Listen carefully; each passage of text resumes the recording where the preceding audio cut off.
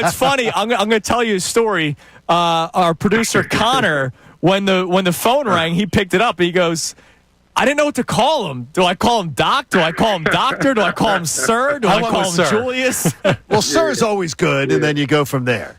Yeah, they always work. All of them. So we'll obviously talk some Sixers with you because you are a Sixers legend. But let's talk about this event. It's a pretty cool one, and this seems like a great gift for anybody last minute for Father's Day.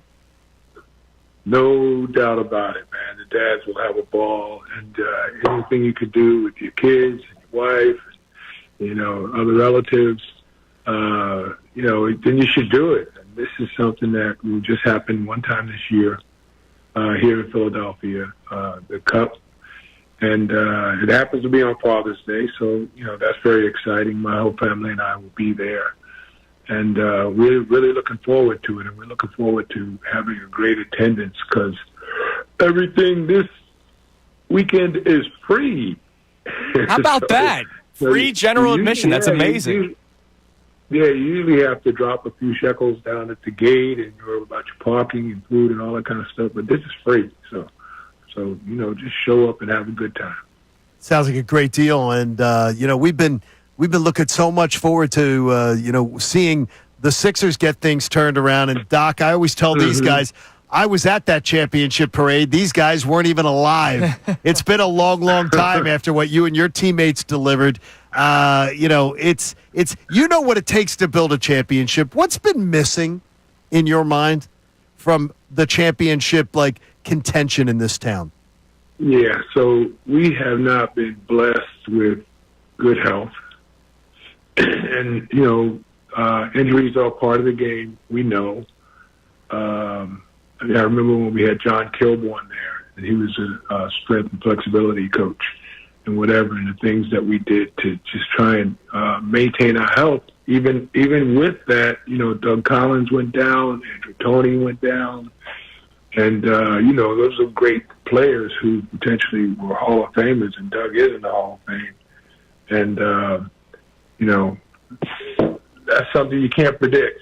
But I think doing a better job of, maintaining the health and the conditioning of our players it would be a step in the right direction if I were involved in the organization. I mean, I would put 100% focus on that right now because we got such talent.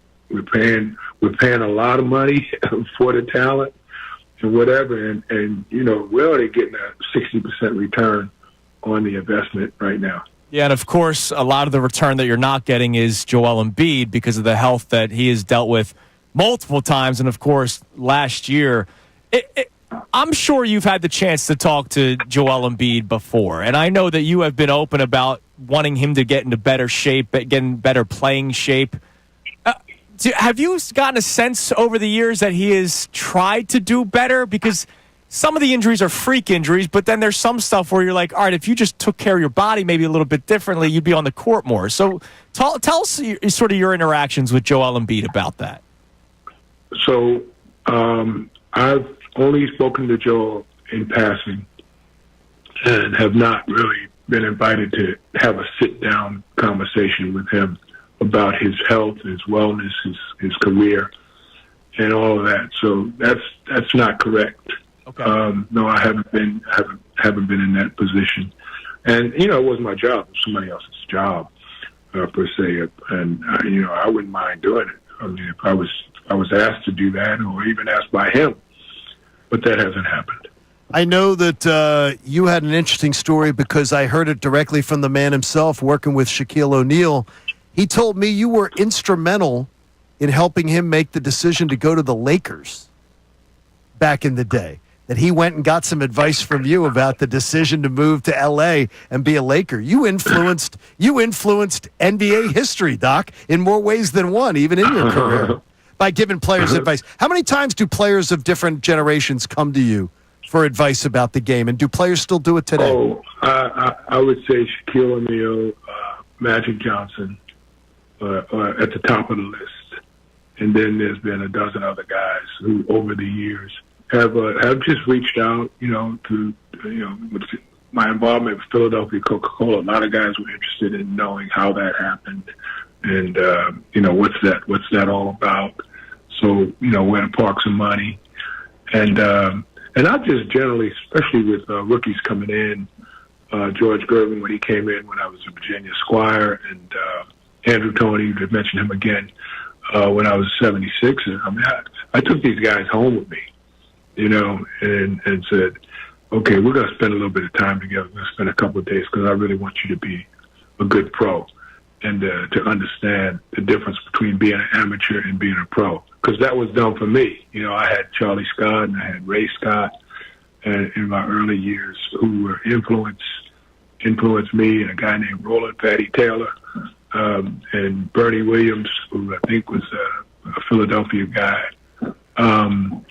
It's not something you're born knowing, and to have somebody right there who could be a mentor to you, they've been mentored too, and then the mentor becomes the mentee.